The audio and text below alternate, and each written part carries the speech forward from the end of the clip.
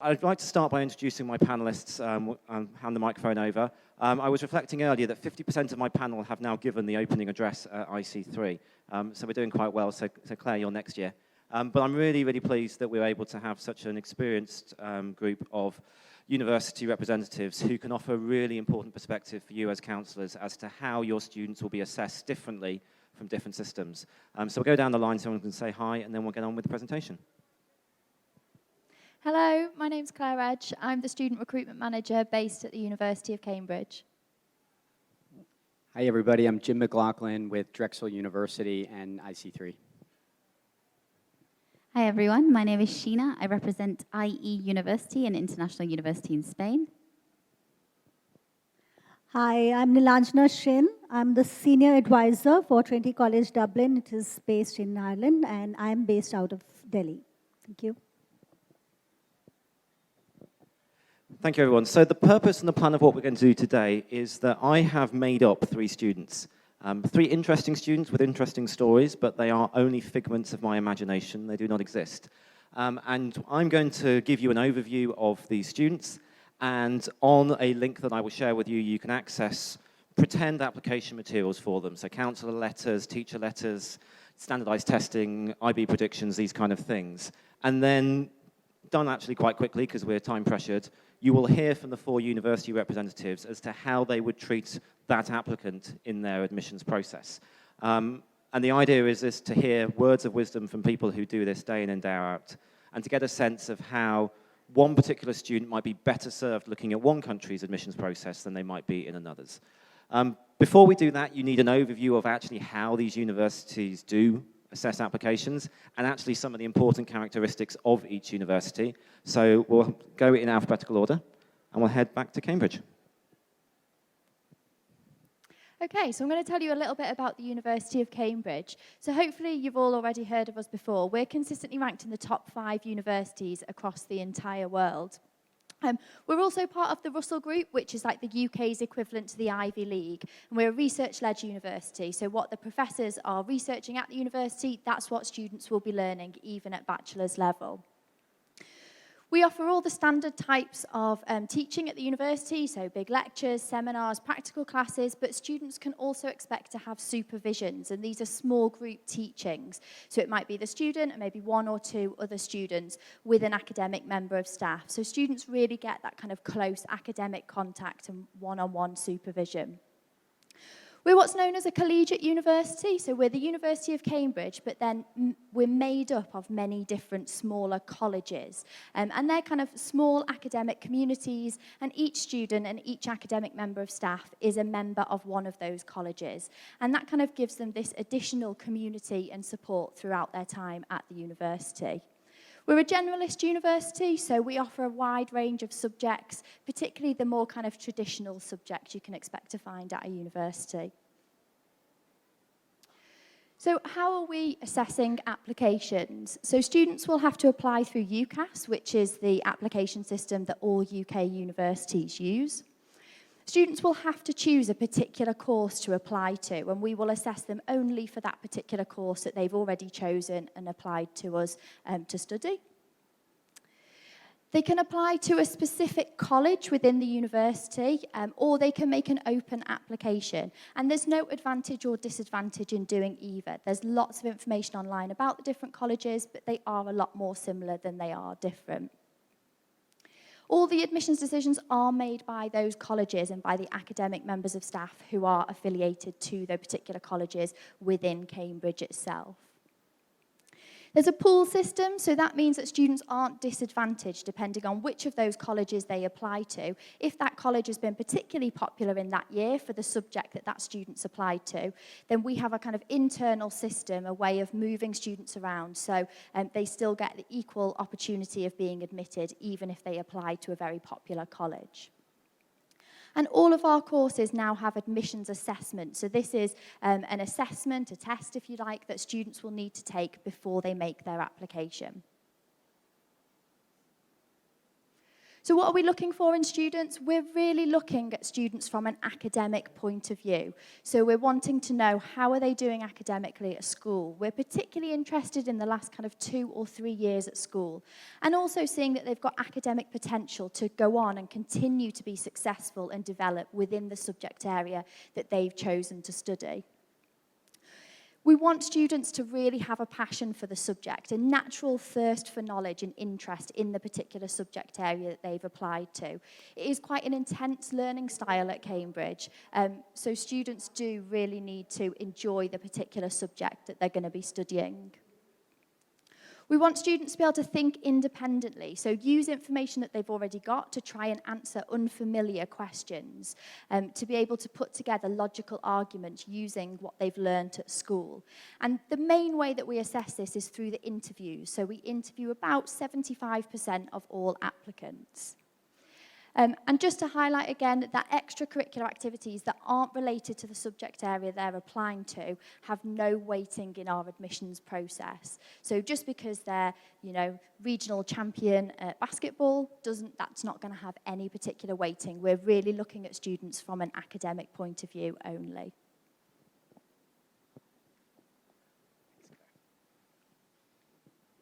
So I'll stand up as well so that I can get a cheat sheet. So Drexel University is a large private Tier 1 research university based in Philadelphia, Pennsylvania, of course, in the United States. We have about 25,000 total students at the university across 80 plus academic majors at the undergraduate level. What's distinct about Drexel is the model that we use, and that is one that combines academic theory and experiential education through cooperative education, what we call co-op for short.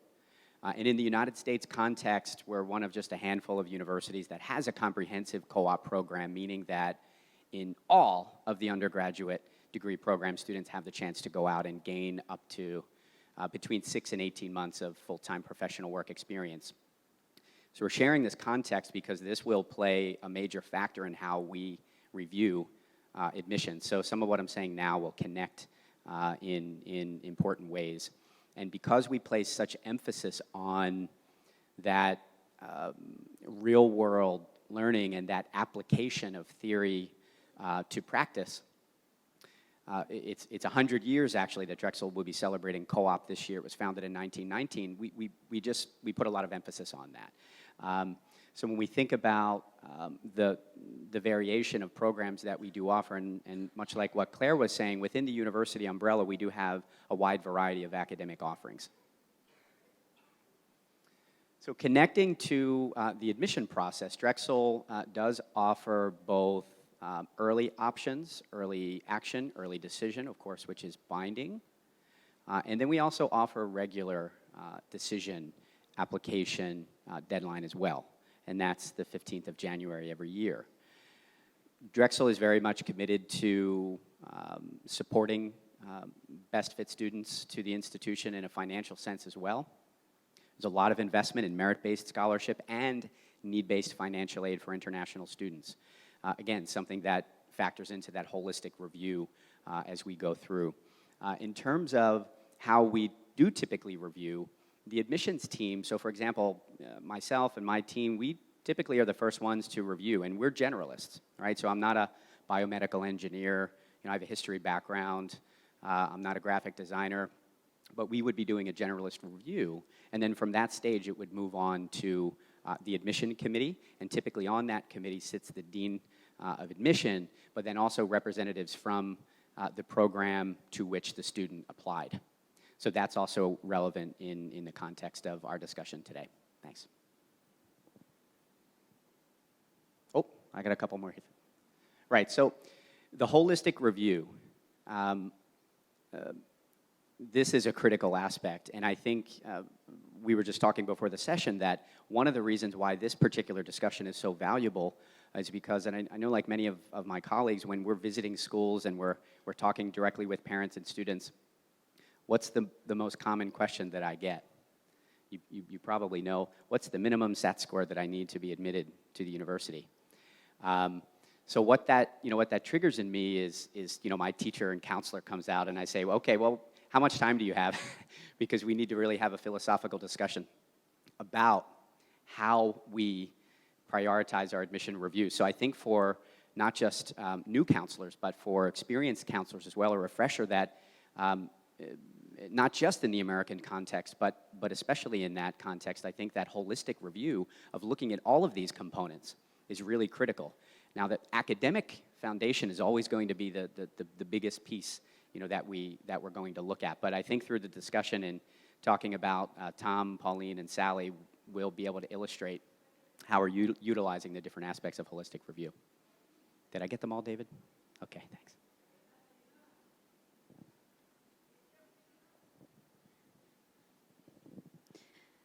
Hello, everyone. So a little bit about IE University. IE University is an international university in Spain. However, although we are in Spain, it doesn't mean that students need to speak Spanish to be able to study with us. We teach everything in English. We offer undergraduate programs as well as postgraduate programs, and they are spread across 5 schools. So at IE, we have a business school, we have a school of architecture and design, a school of human science and technology, a school of global and public affairs, and a law school. So the idea is to bring all of this knowledge together so that students can really see things from different points of view. One of the key things at IE that I think makes it quite different is that we have something that's called an International Advisory Board. So the International Advisory Board is made up of managers, CEOs, leaders of companies and from different industries that are based in different countries, who we invite onto our campus once a year, and we ask them, what's changing in your industry? What's changing in your companies? If you are the movers and shakers of your industry, then you tell us what skills the students need. What has changed from last year? What's already out of date from what you told us the previous year? And what do they need to train on for the future? So that's something that's quite important for us. All of our students have the opportunity to travel abroad and go on exchange and do internships. We don't expect our students to just learn by sitting in a classroom from a textbook. They do need the theory, but we also need to make sure that they can go out and apply it. They can learn how business is done from one country to another country very differently, and how their approaches also need to adapt. So the programs that we offer, as you can see, are quite varied. Architecture, design, business, behavioral science, IT, business analytics, communication, law, international relations, economics. But on the other side, what you can see is for those students who really, really, really want to combine 2 areas of knowledge in depth, but really see how closely they work together, even though they are quite different, we do have dual degrees to really encourage our students to be able to do that. There are 5 steps. There's online applications, admissions tests, online assessments. But basically, what we're looking for on the online application, we will just start to get to know the student. We will get to know them on paper.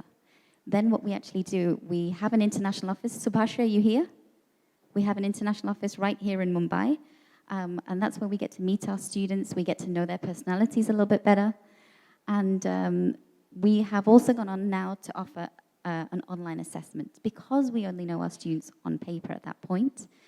So many jobs, so many companies are advertising for roles and getting 500 applications. And what they need to do and what they are doing is whittle them down to really see the ones who suit them. We don't want our students to be worried or scared by that when they're applying to jobs, and we do already have that in our application system, with the idea being that we also want to get to know them and see how they cope with being under pressure. The interview is where we really, really get to know our students. We want to know more about them, their enthusiasm, their passion, things that they maybe didn't get the opportunity to tell us on an application form. And same as Drexel, once we've had that initial review, it would be a decisions committee who make the final decision. Do you want to flick through all of them? Because we are an international university, we have over 70% of our students are international.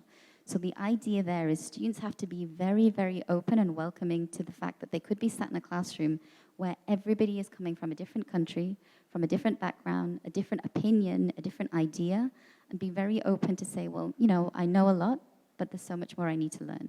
And I want to hear your side of the story, but I also want to share mine. So we definitely want to make sure that the students who are coming to IE are aware of that and are open to that. Over 45 languages are spoken on campus, which means students can, there in Spain, learn about the different cultures. So in Spain, we do 2 kisses when we see each other, but you can hear German and Chinese and Italian while walking down the college, down the corridors, but students may still do the double kiss. It's that kind of melting pot of cultures that we want to see. And 130 nationalities are represented throughout the undergraduate body.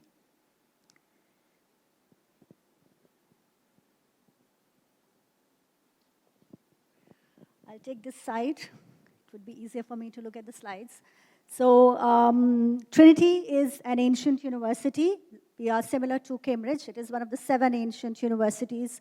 So we are a 16th century university founded in 1592. But Trinity has continued to build on its tradition of academic excellence across 21st century, and it continues to be among the top 100 universities currently. Next one.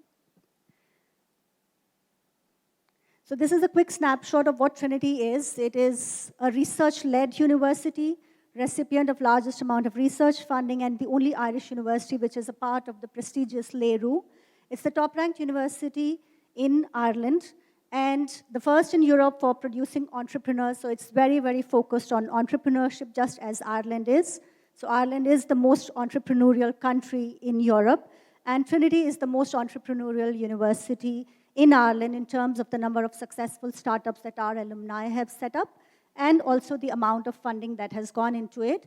Can you just click on it for one more time? This is perhaps the most important part of the slide, that it is 39th in the world for graduate employment rate and alumni outcomes, which says a lot about the student experience, the learning, as well as the career outcomes that Trinity offers. Next one. So how to apply? We have one intake, which is in September. The applications open on 1st October of the previous year. All applications are online, and this is what we will require. Students need to fill up the online application form. We will need the predicted scores, personal statement, and 2 LORs, and we also need an evidence of English proficiency. So at the outset, we would be giving out conditional offers, but students would need to include their LORs and personal statement at the time when they apply. Next one. So which are the key factors? These would be the key factors. All application decisions are made strictly on academic merit. Like Cambridge, we would not consider any extracurriculars as part of the admission process. Students have to definitely meet their minimum entry requirement. And all the admission factors are guided by the academic structure. As you can see, it is similar to the US. If it is humanities, then it is about 25%, which is timetabled, and 75% is research-led or student-led, and the other way around for sciences and engineering and health sciences. And the same applies. There are absolutely no flexibility around the entry requirements, and that is what we see. We would only look at the final class 12th results when making admission decisions. And also, an important criteria is on the other side of the slide. Years 1 and 2 do not contribute to the final bachelor degree grade. So we have a broad-based curriculum. The first 2 years, irrespective of the subject or the discipline the students study, would be very broad-based. They do not contribute to the final bachelor degree mark. It is the 3rd year which contributes 30%, and the 4th year which contributes 70%. And out of this 70% as well, every student has to do a capstone project in the final year, that is the 4th year, which contributes to 40% of the final degree mark. That is just to establish the research intensiveness nature of Trinity. Next one. So this is how it is. Like humanities, we would say that grades, personal statement, as well as LORs carry equal weightage, but without any flexibility around it. Whereas for the other ones, that is health sciences, engineering, and sciences, it is grades will definitely outweigh other factors. We have to make absolutely sure that the students have the caliber to meet the academic rigor of our programs. And we do not have any subject-specific requirement for humanities, but for engineering, computer science, and business, they have to have maths in class 12th. And other than that, we would not have any other subject-specific requirement. For sciences, how we look at it is that they should have two 2 subjects out of physics, chemistry, bio, and maths in their final class 12th. And if it is CBSE, we will ask for 75% in 2 science subjects. If it is IB, then they have to have 2 science subjects and HL level. So extracurricular interests or achievements would not be considered, but they would be taken into consideration if the students apply for scholarships. So scholarships are not automatic. Students have to apply to the university, get a conditional offer, and then apply separately for the scholarships. I think that's about it, more or less. Thank you very much. Thank you very much, everybody. So as I said at the start, you need to have some form of getting onto the documents. If you really can't, I will do a summary of the 3 pretend students. But if you can load up now that URL, tinyurl.com/uniguyIC3, you'll find a Google Doc on there. It's the same one as last year, so it says 2018 on there. But I'll leave that up there for just a few more seconds. If you go, it should all be viewable. And if not, I'm going to have a panic and change all the sharing settings, but I think it should. So if you can load that up on your phone now, if someone who's got it can sort of nod and wave and say, yes, we're on it, good. Okay, so it's tinyurl.com/uniguyIC3. And we're going to go through these students. So the first one we're going to look at is Pauline Pupil. Again, I'll say these are made-up students. So you've got more information about this student on the documents at that link. My 4 panelists also have all this information, so you can see reference letters and statements and these kind of things. But to summarize, Pauline Pupil is thinking about applying to university to study history, possibly maybe international relations at universities that do that rather than history. She's an IB diploma candidate, and she's predicted to go on to gain 42 out of 45. If you're not familiar with the IB, that's getting an almost perfect score. She'd be a very high-achieving student, well into the 90% in the Indian curriculum. She's taking high levels in history, English literature, and French, and achieving very well in them. Her standard levels are also pretty strong. She's not as strong at maths and sciences with the grades there. For the SAT, she got a 1420, but on her 3rd attempt, but her subject test scores are a little low compared to her IB, 600 in the literature test and 540 in world history. If she were going to go to the US, she would require some financial aid to do it, and we'll see how that comes through. And you'll see in the materials that I provided for you that the references describe her as being highly studious. She loves to read, she loves history, she loves literature. This is basically me. Has few friends her age, is a loner, known to her staff as the history girl. Her history teacher says her extended essay, that the extended 4,000-word research paper that she did was of an undergraduate standard already, and she wrote about medieval Scottish kingship, which is a fascinating topic if anyone doesn't know anything about it. So I'll give you a minute or two just to skim through the materials, and then we'll go through the panelists and see what decisions their university would make as to whether to admit, deny, or waitlist Pauline Pupil. So have a read.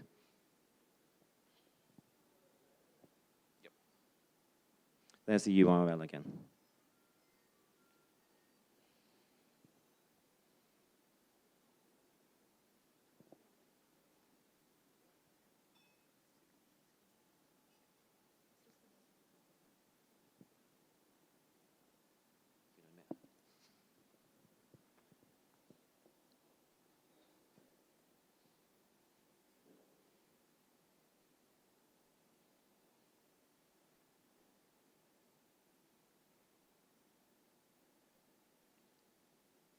Okay, so those materials are all there. I'm not going to take them down immediately, so you can come back to them later.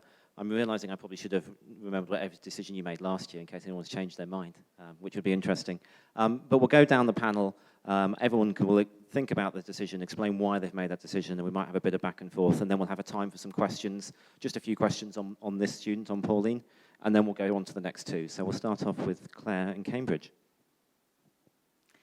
Okay, so Pauline is a really strong candidate for Cambridge, and I would certainly recommend a student like this to make an application. She's obviously got a really good academic profile. Her personal statement indicates that she's really interested in history, which is the course that she's applying for. She's doing related subjects to history. The teacher reference backs up both her academic grades and also what she says in her personal statement. she seems to be very enthusiastic about the particular subject and really keen to kind of pursue this this subject area. So she seems like a great student for us. We would also take into consideration how she does in the application assessment that she would need to sit for the course. And then also she's very likely to get offered an interview, so then we would also look to see how she performs in that interview before making an overall decision. But her profile looks really good for us.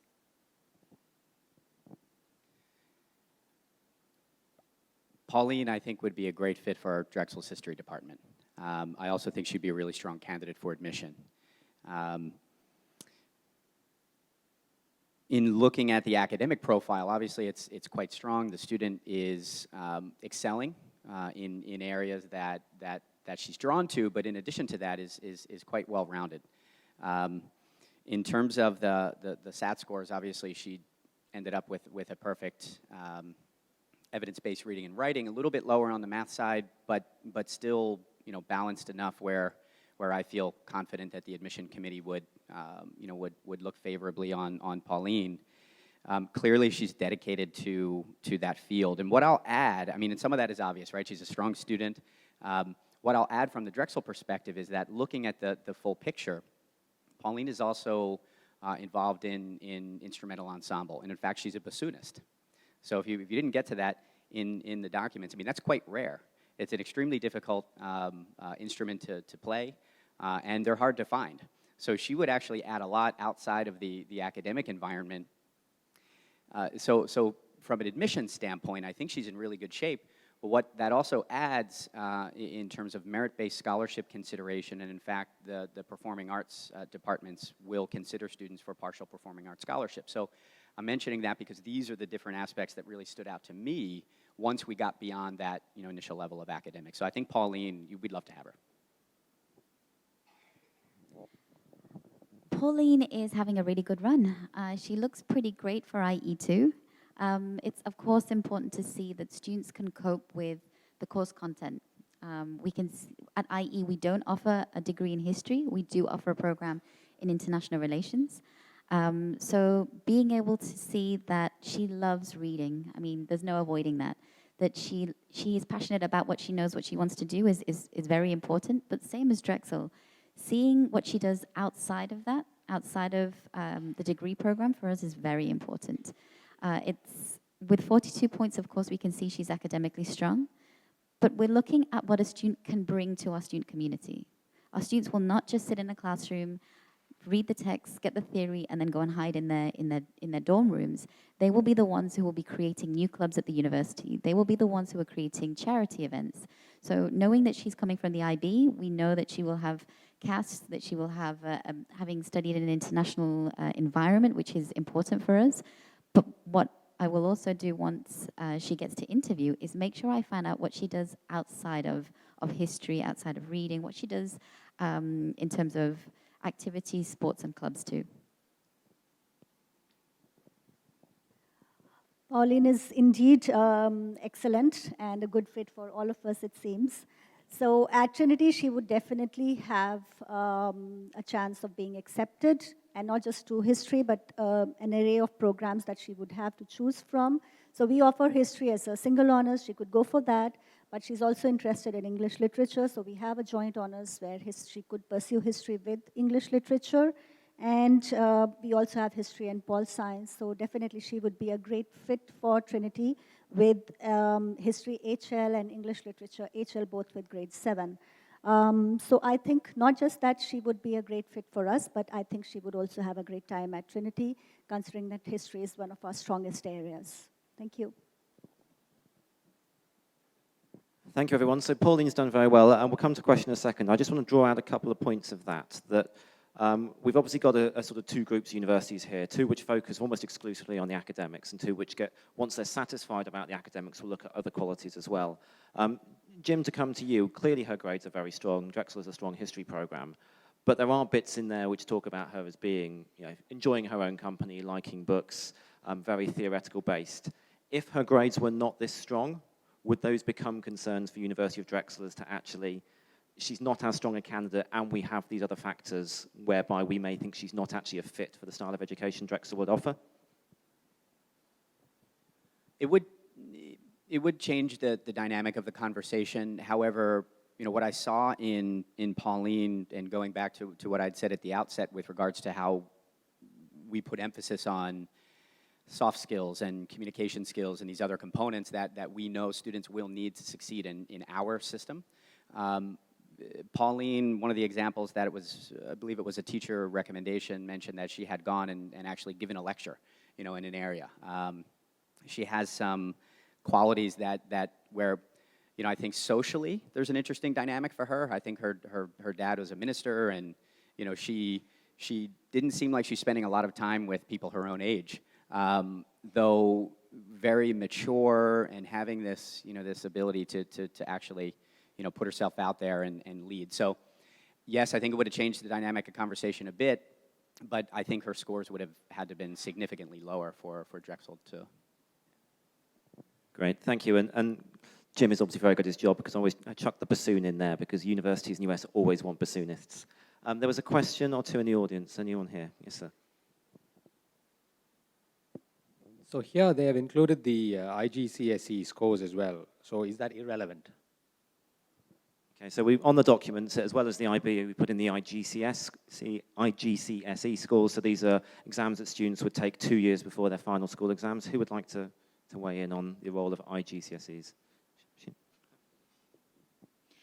So for us at Cambridge, we will certainly look at a student's IGCSE scores, and we would pay particular attention to the subjects that closely match the subject that they're applying to study with us, and we would expect them to be performing reasonably well in those particular subject areas, but we don't have kind of a minimum set of GCSEs that we're particularly looking for. So we will also only be looking at the IB scores, the final IB scores, as the basis for admissions. I would say probably more generally in the US as well, they're looking at 4 years of educational history, so there would be some trend. So if there was a mismatch there, but already we've seen from Cambridge and Trinity, 2 universities operating a broadly similar process, and actually at Cambridge, you're going to want to have some sense of the GCSEs, whereas at Trinity, it's just the final grades. So for you as counsellors, a takeaway there is if you have a student whose GCSEs are not as strong as maybe their Class 12 predictions would be, and the GCSEs might, you think, give someone like Cambridge cause for concern, then actually Trinity might be a stronger fit for that student who's not going to look at their GCSEs. We've got a question just in the middle right back here. What about the SAT and at third attempt? Do you actually look at how many attempts? Okay, so the students on the document had 3 goes at the SAT, and the question is, does the fact it's a third attempt play any role? I'll go back to Jim. Not at all for Drexel University. We would, what's called a super score. We would truly look at the top scores from both components, and typically that's what our admission reviewers would see in the profile. They would have access to that other information, but we're not really looking at that. And I'll paraphrase that's not going to be the case at some US universities. Most will superscore, but some will. That could play a role in a tie-break situation. For students who might be in a US pattern curriculum using APs and SAT scores to apply to Cambridge, Trinity, IE, and others, again, number of attempts is not going to be an issue, I'm thinking. No. Okay, got time for one more question, probably on Pauline? Yes, sir. 2 questions. Number 1, SAT score in first attempt, 1420, is definitely much better because aptitude doesn't change, but with practice SAT score changes. Point number 1. Point number 2, the child needs financial aid to study in the US, right? So with these schools, is there any possibility of financial aid? I think no one has spoken about it. Yeah, so the question really at play is, does the financial aid aspect impact on this? And we'll know that actually not all the universities here offer financial aid to international students. So it's IE has a limited amount of financial aid for international students. Drexel has some financial aid. Cambridge has a limited amount. Trinity has a limited amount. So in the pool of some of the universities here, she's potentially going to be one of the strongest applicants. I would say Jim at Drexel, she might be within your top 5%, 10% of applicants with those grades. She would look very strong in your pool.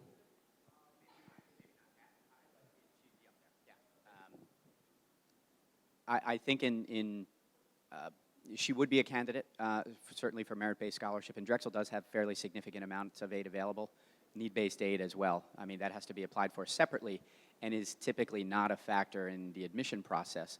But as counselors, taking Drexel aside, it is important to get to know the universities and ask if they are considering the need for financial aid in the admission process. Are they need blind? Are they need sensitive? You know, are they need aware? We could do a whole other session on that, and maybe we should. And the key thing I think to think with the financial aid is not how much money off they would need. What is the total pot of money? Actually, for different students, these universities are all going to cost actually quite a varying amount of money. So you may not get much financial aid from one university, but the total cost to go already may not be very much. I'm conscious of time, so we'll need to move on to the next students. If you want to go back to the document, if you have it available, and you can read about Tom, I will give a brief summary. So Tom, teenager, wants to study business and entrepreneurship. That comes from the fact that he's run his own company for a number of years, and he's run it as a social enterprise, so it's investing in the local community. He's very interested in football, and he is very interested in Spanish. You might be able to see where this is going. Taking immersive Spanish classes. I made him an IB diploma student again for ease of understanding, and he's doing okay. Yeah, it's a tough program, and he's achieving well in it, but he's not pulling up trees in absolutely everything. Yeah? And the things that he really likes, his higher levels, he's achieving highly in business, in IT, in Spanish. His standard levels, English is okay, but he's taking Lang and Lit, not literature, the slightly more practical course. His bio is a 4, and he's doing math studies, the much more practical course. In the new IB, that would be the standard level applied course. He took his SAT once, but actually did quite well. And there's a different disconnect here in terms of the skills that are being tested on the IB and tested on the SAT. But there's also some significant context for Tom, if you can see the documents. The references talk about a personal tragedy in his life. His father was killed when Tom was young. Tom's had to look after a much younger brother while his mother works. And the counselor reference is full of superlatives. You almost think the counselor wants Tom to be his own son.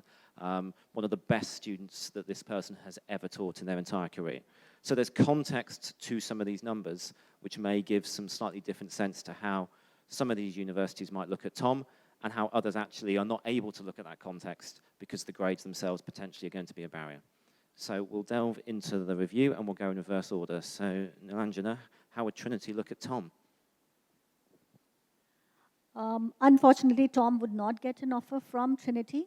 One, because he has Maths SL, which is okay, but his projected is 3, grades 3, but we need a minimum of 5 for business studies. And his overall is also 31, whereas we need a minimum of 33 as our overall minimum entry requirement. So there's no flexibility around it, so unfortunately, he would not have a chance at Trinity. Okay, so for IE, Tom is an interesting case. Now, of course, we keep talking about being able to cope with the course content, and it looks from the academic side that maybe we would need to suggest that he does a pre-course with IE to make sure he's got all of the preparation if he was offered a place to start with us. But what makes us kind of move ahead, move past that is his story. I mean, his things like what's happened to him in a personal situation, that, you know, these things happen and students can react to it in very different ways, but the way that he had to step up and the maturity he has shown, that for us is a big deal. So especially making sure that you know that we want to know that. Please don't hide that, and especially if grades have dropped and we can see from predicted grades to final grades, if there's a reason, please do tell us what's going on. The interview for us is one of the most important parts of the whole process. And looking at the fact that there's an interest in Spanish, football is Spain is a great place if you're interested in football. Entrepreneurship is part of our DNA at IE. So the interview for us would be a two-way discussion. Okay, I'm here to check and make sure that you have the skills and qualities that we need for you to fit into this classroom and with the student body, but are we the right university for you? We also need to make sure that there's that balance there too. So yes, there would be a few flags that we would look at, but because of everything else, he looks like he's very IE. The entrepreneurial spirit, especially our students, even if they're not studying business, will have entrepreneurship as part of their course. Many of our students are setting up their own companies while they're studying with us. So he could be somebody who's very much part of that community and showing his strengths, not just through his grades. I'm known on my campus as a softie. I go to bat for a lot of my applicants, and Tom is one of those candidates for me. I can't say how the admission committee ultimately would decide. I think it would be, there are some real challenges in terms of the profile academically. But that context, as Sheena said, is very critical for our review. And it would be my job as the initial reviewer to paint some of this context for the close school for entrepreneurship to which Tom would be applying, obviously, and for the admission committee members. So, you know, the concerns lie in, I mean, clearly there's aptitude there. You know, look at the SAT scores, and, you know, the student is balancing a lot in his personal life. But where I think we run into some serious, you know, concern is with IGCSEs, and particularly in math. And then also in IB math, SL, you know, he's carrying a 3 or predicted a 3. That's, you know, that's not really where we want to see a student. The context here is that Tom already has his own business. You know, he's going to this work ethic that he has, he's carrying in a significant way for his 10-year-old brother. He's lost a father in a tragic way. What could he do when he is in an environment where he can fully dedicate his attention and reach his full potential academically? So I have optimism for Tom if he can get a shot. That's my feeling on Tom. So my recommendation would be for the admission committee to give this candidate serious consideration. I do believe he probably would end up either, if he applied early, he would likely be deferred almost certainly, and then potentially waitlisted. If he was eventually admitted, he may be admitted to, you know, what we would call the Dragon Scholars Program. He would have to arrive a little bit early. We would give him some study skills and kind of onboard him in that way. But, you know, that would really be to the department to decide. I would advocate. So for Cambridge, Tom's academic profile is really a little bit too low, and we probably wouldn't consider him a good match for the university. We do take into consideration kind of extenuating circumstances, so if people have been through traumatic events in their lives, particularly in the last kind of couple of years before they're applying to university. But even taking into that account, Tom's academic grades are probably still a little bit too low for us, and plus the fact we also don't offer a business degree at the university. Right, thank you. And so Tom is designed to hopefully make the point and flesh out to you that different university systems have flexibility or not to consider these other factors in their lives. It may be a slightly more extreme example that I've designed here, but we all have students who, for whatever reason in their lives, are not quite able to hit their academic potential, or indeed where their true strengths lie can't quite be recognized in the curriculum that they're in.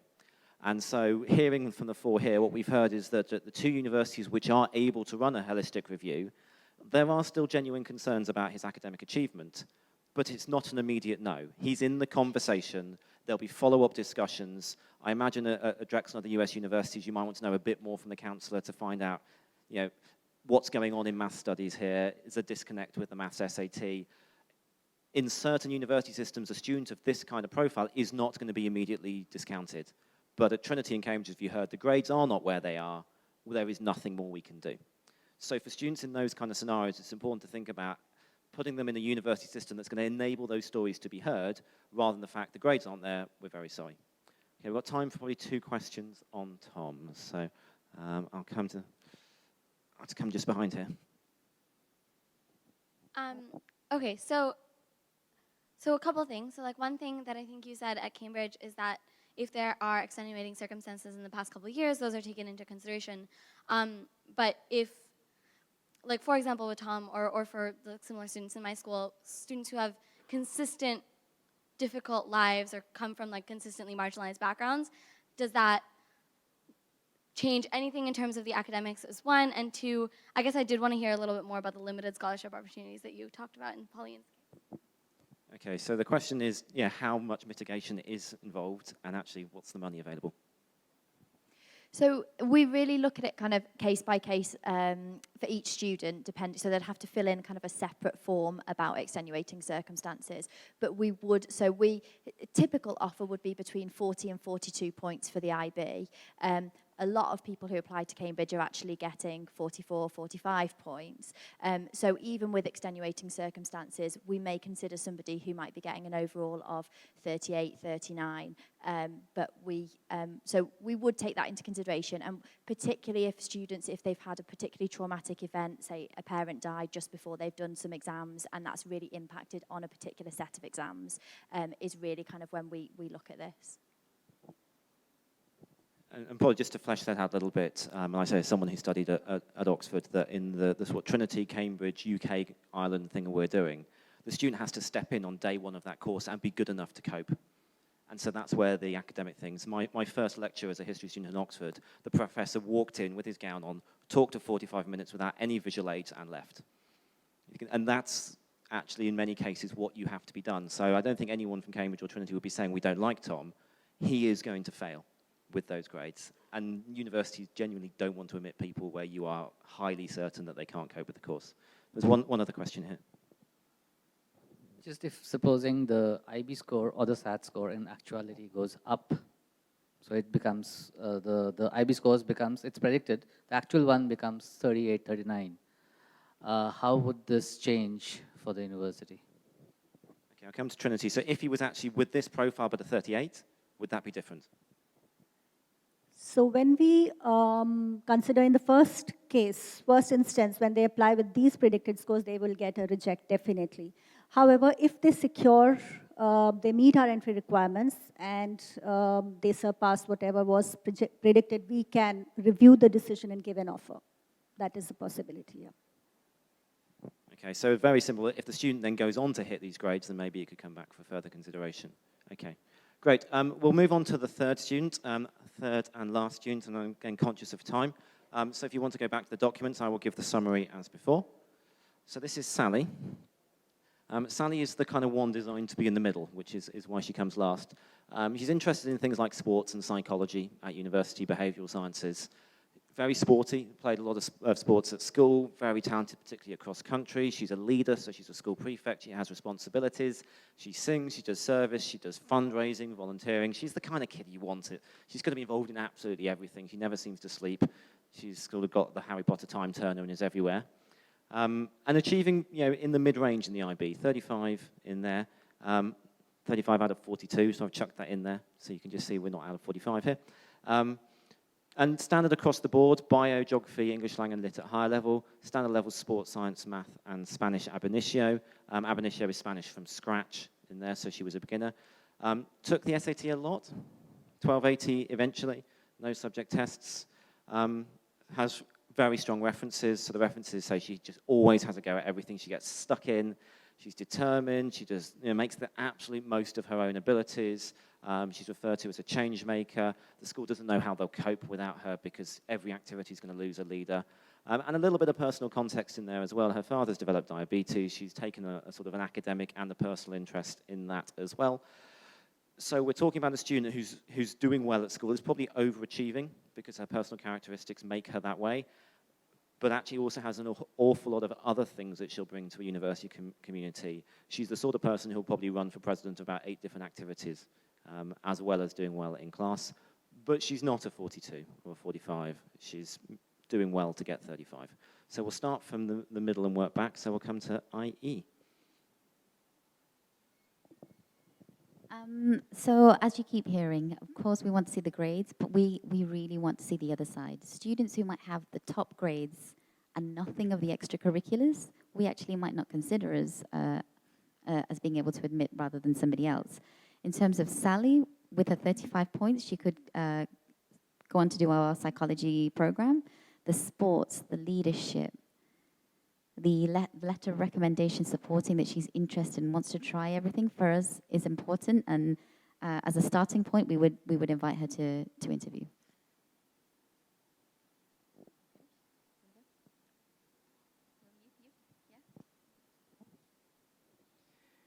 Sally is a pretty well-rounded candidate for the most part. I love the fact that she's school prefect. She's got leadership.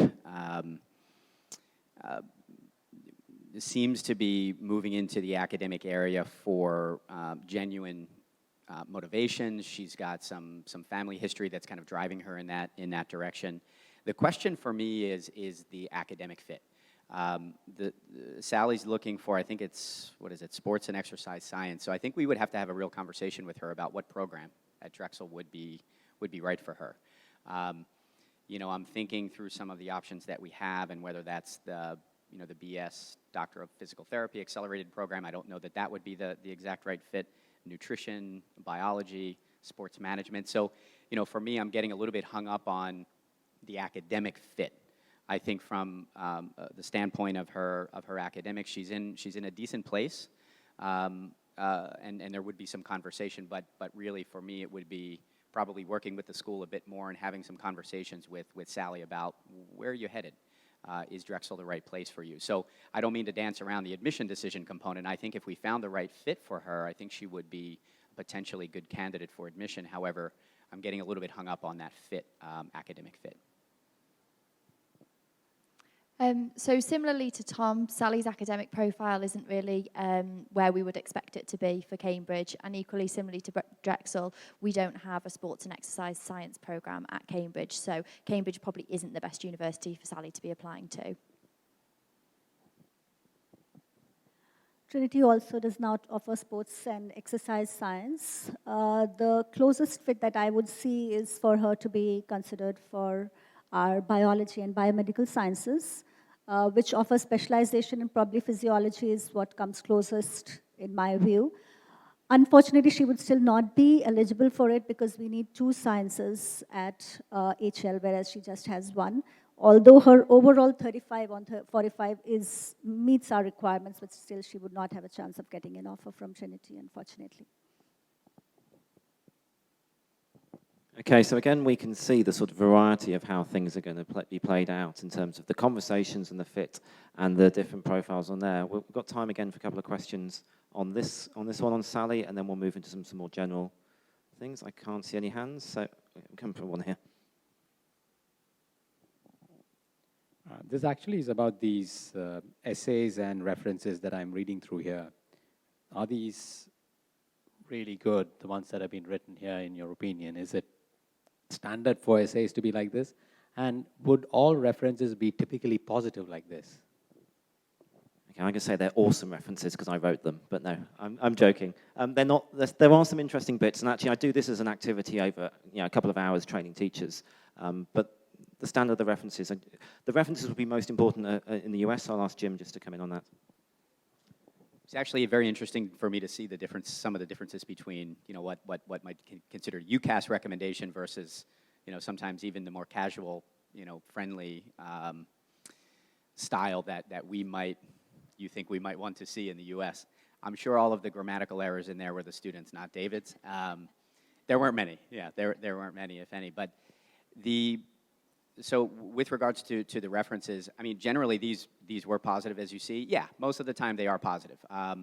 The more we get to know our counterparts at the schools, the more candid they feel I think they can be with us, and they understand what we're looking for as well. There's sometimes you can say something without saying much. If a reference is bland, if it's using words like satisfactory, those kinds of things. In my standpoint, what makes a letter of recommendation valuable for me as an admission professional is what else did I learn? Not regurgitation of what I can already see in the other components of the application, but what else did I learn? The work ethic, character, communication, teamwork, those kinds of things. Sentences like, Sally is the kind of student that every school needs. Yeah, I'm probably going to put that in my notes for the admission committee to read if I think that's relevant.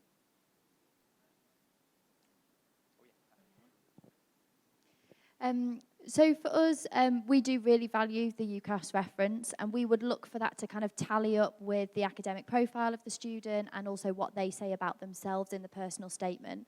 We're looking for that to be as academically focused as possible. So some schools, they might get subject teachers to have an input into those, and then counsellors kind of top and tail that.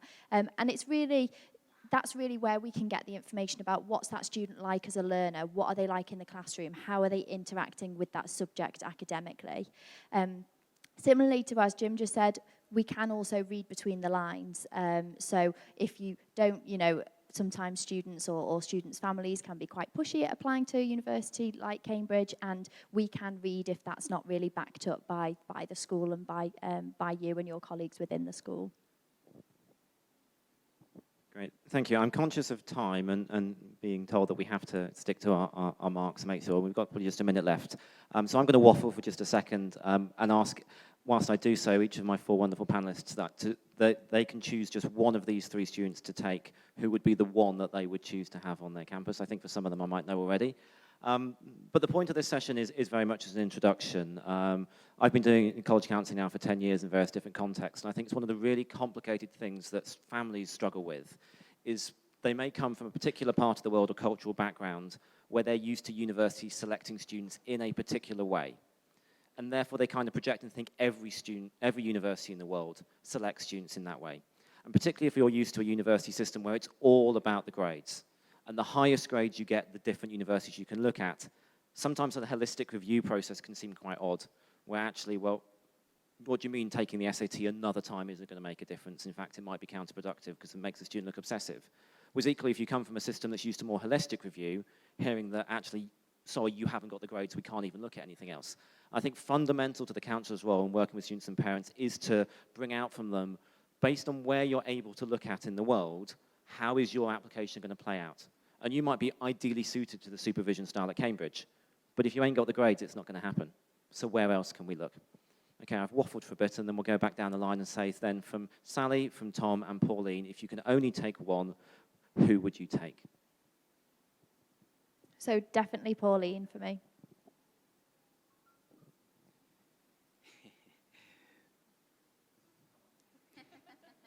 At Jim University, it's Tom for sure, but I would say Pauline. At our university, it's definitely Tom. With the whole application and the whole personality put through, it's not just the grades that will be considered. So for us, definitely Tom.